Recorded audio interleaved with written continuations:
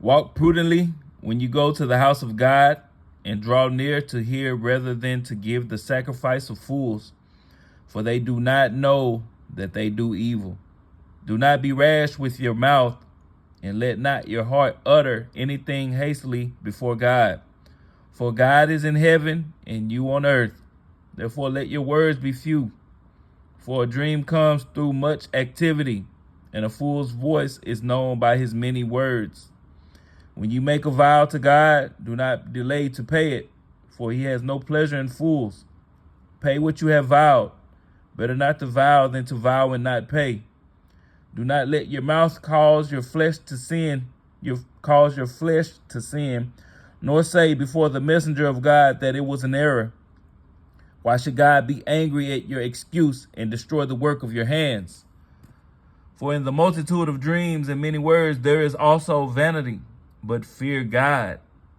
If you see the oppression of the poor and the violent perversion of justice and righteousness in a province, do not marvel at the matter, for high official watches over high official, and higher officials are over them.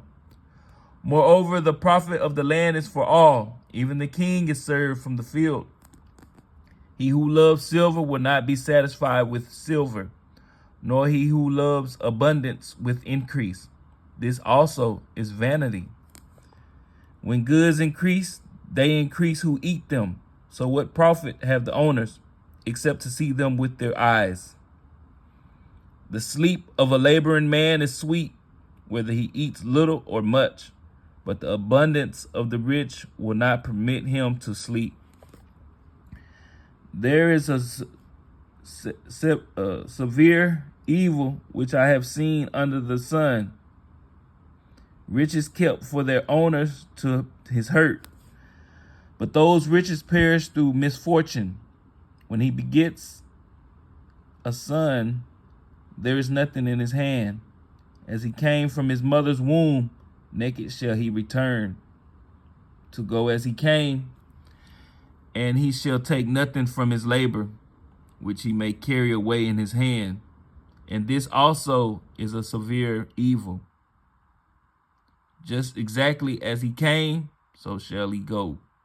And what profit has he who has labored for the wind?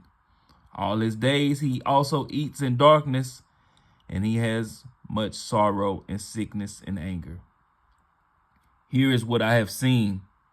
It is good and fitting for one to eat and drink, and to enjoy the good of all his labor, in which he toils under the sun all the days of his life, which God gives him, for it is his heritage. As for every man to whom God has given riches and wealth, and given him power to eat of it, to receive his heritage and rejoice in his labor, this is the gift of God. For he will not dwell unduly on the days of his life, because God keeps him busy with the joy of his heart. There is an evil which I have seen under the sun, and it is common among men, a man to whom God has given riches and wealth and honor, so that he lacks nothing for himself of all he desires, yet God does not give him power to eat of it, but a foreigner consumes it.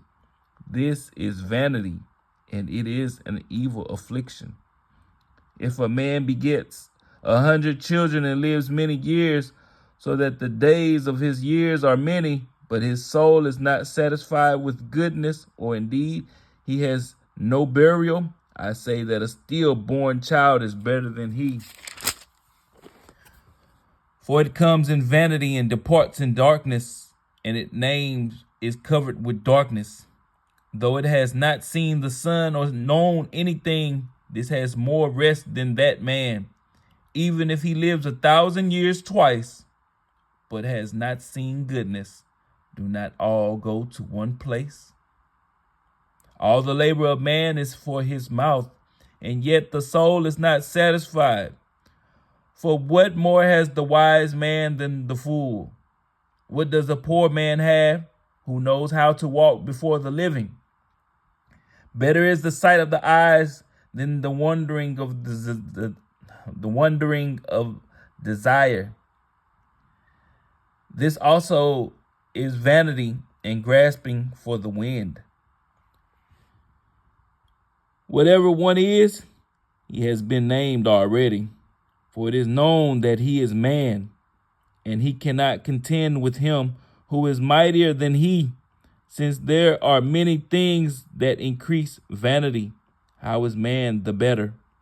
For who knows what is good for man in life, all the days of his vain life, which he passes like a shadow? Who can tell a man what will happen after him under the sun?